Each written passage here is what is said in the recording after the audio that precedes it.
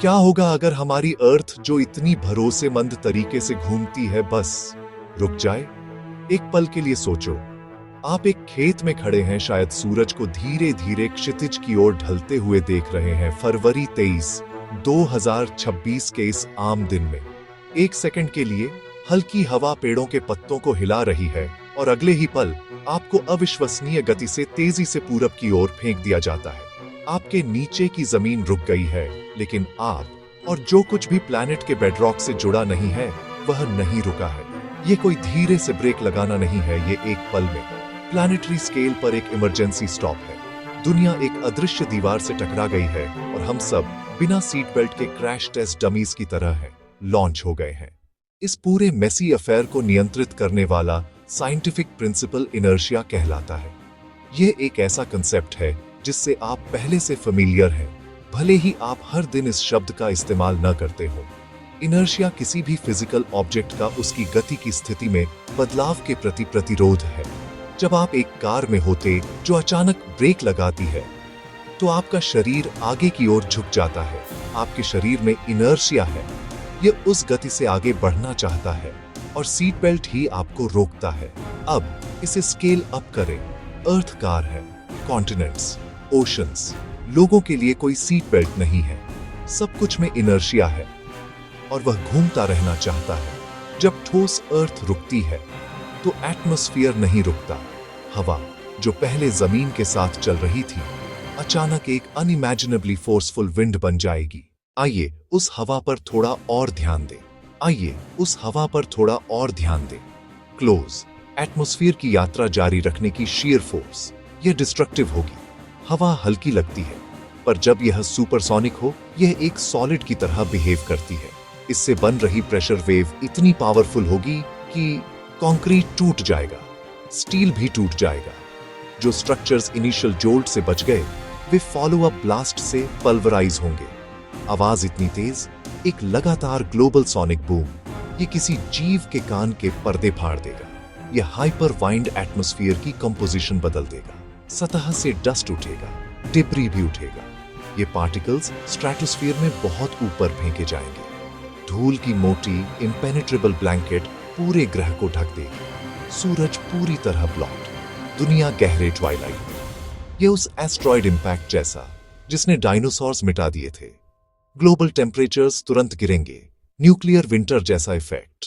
हमारे शहर इंजीनियरिंग के मार्वल्स हैं, लेकिन उन्हें इस असम्पशन के साथ डिजाइन किया गया है कि उनके नीचे की जमीन रिलेटिवली स्टेबल रहेगी और एक कांस्टेंट स्पीड पर घूमेगी। यह असम्पशन कैटास्ट्रोफिकली गलत साबित होगी। एक स्काई स्क्रेपर की इनर्शिया इमेंस होती है। जैसे ही जमीन रुकती है, इमारत की नींव रुक जाती है।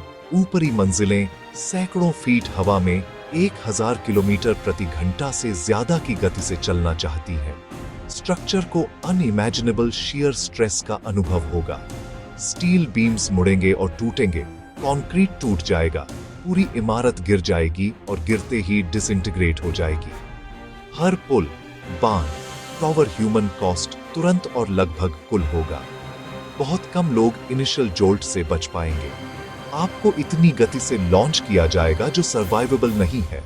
आपका शरीर एक प्रोजेक्टाइल बन जाएगा, लीथल फोर्स के साथ टकराएगा पहली दीवार। पेड़, उड़ते हुए डिब्रीज के टुकड़े जो कुछ लोग बच सकते हैं, शायद एक रीइंफोर्स्ड बंकर में गहरे भूमिगत। वे एक ऐसी दुनिया में निकलेंगे जो पूरी तरह से अनरिकॉग्नाइजेबल और जीवन के लिए हॉस्टाइल होगी। पावर ग्रिड्स खत्म हो जाएंगे, कम्युनिकेशन सिस्टम्स तबाह हो जाएंगे, सभी इंफ्रास्ट्रक्चर मलबे में बदल जाएंगे। कोई ऑर्गेनाइज्ड रेस्क्यू नहीं होगा, कोई इमरजेंसी सर्विसेज नहीं होगी, कोई सरकार नहीं होगी जो रिस्पॉन्स को कोऑर्डिनेट करे। ऑर्बिट में हमारी टेक्नोलॉजी भी सुरक्षित नहीं होगी। हाई ऑर्बिट में सैटेलाइट्स तुरंत प्रभावित नहीं हो सकते, लेकिन प्लैनेट के मास में अचानक बदलाव और उसके बाद का जोल्ट ग्रेविटेशनल फील्ड बदल देगा। सभी ग्राउंड बेस्ड स्टेशंस नष्ट हो जाएंगे। हमारा global positioning system, communication network, weather monitoring capabilities एक पल में गायब हो जाएंगे। लो अर्थ ऑर्बिट सैटेलाइट्स भी एक्सपैंडेड डिब्री फिल्ड एटमॉस्फेयर द्वारा नीचे खींचे जा सकते हैं और री एंट्री पर जलकर राख हो जाएंगे। 5 भयानक सेकंड के बाद अर्थ फिर से गति में आ जाती है। यह दूसरा जोल्ट पहले जितना ही विनाशकारी होगा, क्योंकि जो कुछ भी पूरब की ओर फेंका गया था वह अब पश्चिम की ओर जोर से खींच लिया जाएगा। कोई भी स्ट्रक्चर्स या नेचुरल फीचर्स जो कमजोर हुए थे पर रुकने से नष्ट नहीं हुए थे, वे अब खत्म हो जाएंगे। ओशंस जिन्होंने कॉन्टिनेंट्स पर मॉन्यूमेंटल सर्ज शुरू किया था, अब वापस आ रहे हैं। वेव्स तेज और अनप्रिडिक्टेबल होंगे, करंट्स कैओटिक होंगे। ये समुद्री घटनाएं दिनों या हफ्तों तक चल सकती है। प्लैनेट सचमुच इस ट्रॉमा से उबर रहा होगा। इमीडिएट केओस के बाद जो दुनिया उभरेगी वह डेसोलेट वेस्टलैंड होगी। सतह मलबे, मिट्टी, राख, एक जंबल्ड मेस। ऊपर एक धूल भरा, धुएं से काला आसमान। ग्लोबल फायरस्टॉर्म्स और सूर्य की रोशनी की कमी से इकोसिस्टम्स कैटास्ट्रॉफिक कोलैप्स करेंगे। सतह पर अधिकांश प्लांट लाइफ एक्सटिंक्ट हो जाएगा। अधिकांश एनिमल लाइफ भी एक्सटिंक्ट हो जाएगा। जीवित बचे लोग संभवतः क्रस्ट में गहरे माइक्रो ऑर्गेनिजम्स तक सीमित होंगे, या शायद कुछ डीप सी लाइफ सतह के उथल पुथल से दूर बचे होंगे। यह एक प्लैनेटरी स्केल एक्सटिंक्शन इवेंट होगा। क्या अर्थ खुद नष्ट हो जाएगी? नहीं, एस्ट्रोनॉमिकल सेंस में नहीं। प्लैनेट अभी भी यही होगा, एक चट्टानी लोहे का गोला जो सूरज के चारों ओर घूमता है। इसका रोटेशन फिर से शुरू होगा। हजारों सालों में धूल सेटल होगी, ओशंस फिर से शांत होंगे, आग धीरे धीरे बुझ जाएगी। प्लैनेट रिजिलिएंट है।